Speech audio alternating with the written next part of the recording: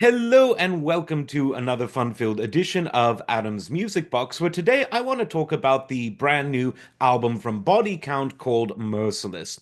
Now, Body Count got its start at the very beginning of the 1990s and quickly became one of my favorite bands of all time because they took all of the best elements of metal but left out the more sort of cartoonish, dare I say, immature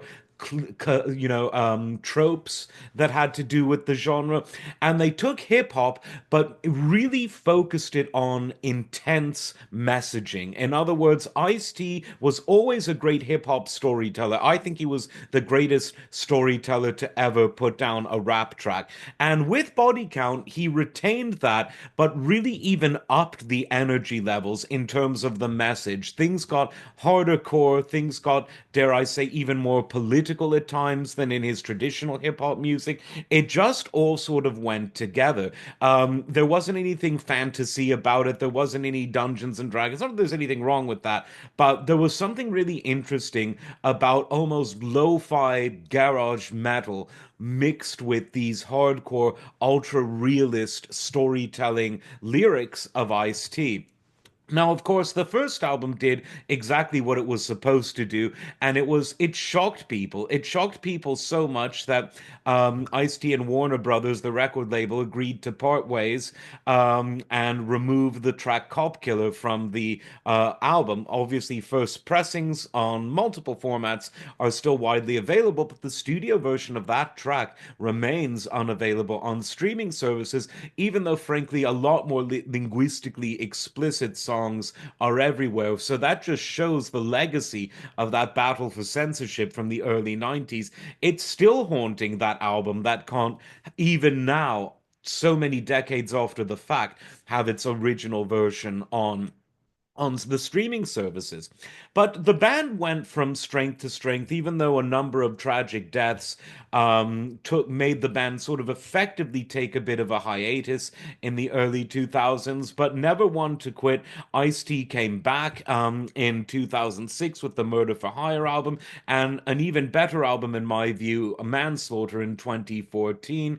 And from there on out, it became sort of a tradition for every 2 to 3 years we would get a new album by Body Count, and the quality was always very super consistent. That's the thing about Ice-T. He's got such a work ethic. He's got a very sharp mind that he never really lets us down with the consistency of his products. I mean, one of the more recent, by recent, I mean, it's almost 10 years old, but I mean, post 90s songs that they've done was Talk Shit, Get Shot.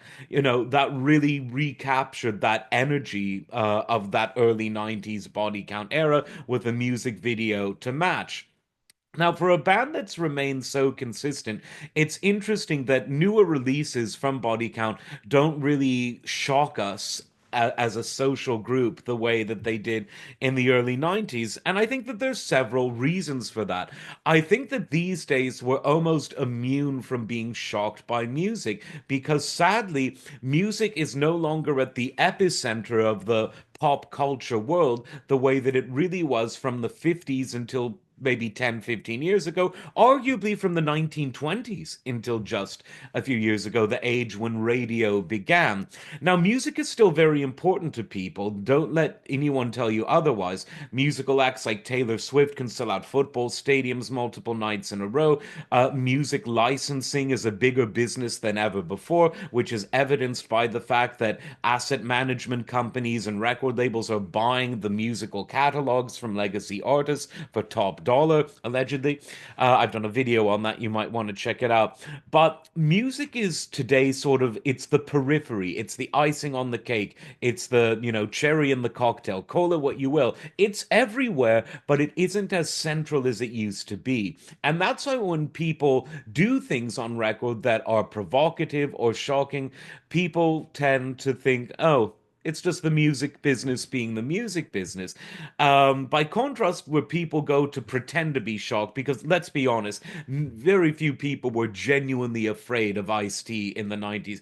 Very few people were stupid enough to think that he was literally someone who goes and kills police for fun. He was making a social statement in character, the way an actor would. But the fake outrage business is big bucks. You can make a lot of money and get a lot of fame by pretending to be outraged about clear artistic content, satire, and social commentary, because most people with a pulse and temperature above room temperature know the difference between art and an actual criminal threat. But as I said, people can make a lot of money by pretending to be that stupid. Um, Today, those people aren't really focused on music anymore because there's less money to be made by pretending to be shocked at music. Where these people go today to pretend to be shocked is social media and the world of streaming. Oh, this streamer said this. I'm so scared. Eek. Oh, this guy said this on Twitter. I really fucking hate him. Oh, I'm really worried about all of the speech that I don't like. Let's get him, which shows you who are the real killers. The real killers aren't the artists. The real killers aren't the streamers. The real killers aren't the tweeters. The real killers are the censors. Because after the giant erasure comes the giant jail and the giant bullet. So beware the censors. They are the ones that are truly dangerous.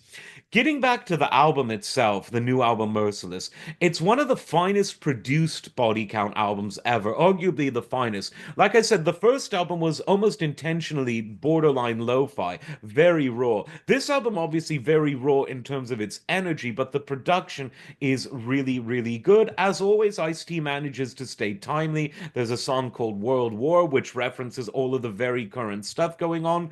A lot of it, though, is a lot more interpersonal and about emotional conflict as opposed to social or global or philosophical conflict, the way that some of the previous Body Count albums, including the original, were. That said, there were always very personal and emotional stories in Ice-T's lyrics in any context. Now, the song on this album that's sort of taken the world by storm the most is a cover, or I don't know if I want to call it a cover, a reimagining of Pink Floyd's Comfortably Numb that actually features David Gilmour reprising his famous guitar solo from The Wall. And again, the lyrics that Ice-T has written in this reworking of the Pink Floyd song, it's again very interpersonal about how life changes, about aging, about all of these interesting concepts. And David apparently loves it. I haven't heard any comment from Roger on it, but that would be interesting too. If you like Body Count even a little bit, I would definitely recommend this album. But again, don't necessarily expect to be shocked the way that you might have been when you first heard Body Count. That isn't to say that the band has gone soft, they most certainly haven't, but it's just that we are not being conditioned to be shocked in other forums, even though I would argue that while lyrics or streams or social media posts can and should provoke, the idea of being genuinely scared is a bit of a sign of psychological neurosis. If an animal like an alligator is about to eat your flesh, that's the correct moment to be shocked and scared. If a hip hop artist or some guy on Twitter says something, that is not a moment to be scared. That is a moment to think. And that itself is always a message I think is always in there with body count lyrics as well. Let me know what you think in the comments. As always, like, subscribe, and we'll see you next time. Take care.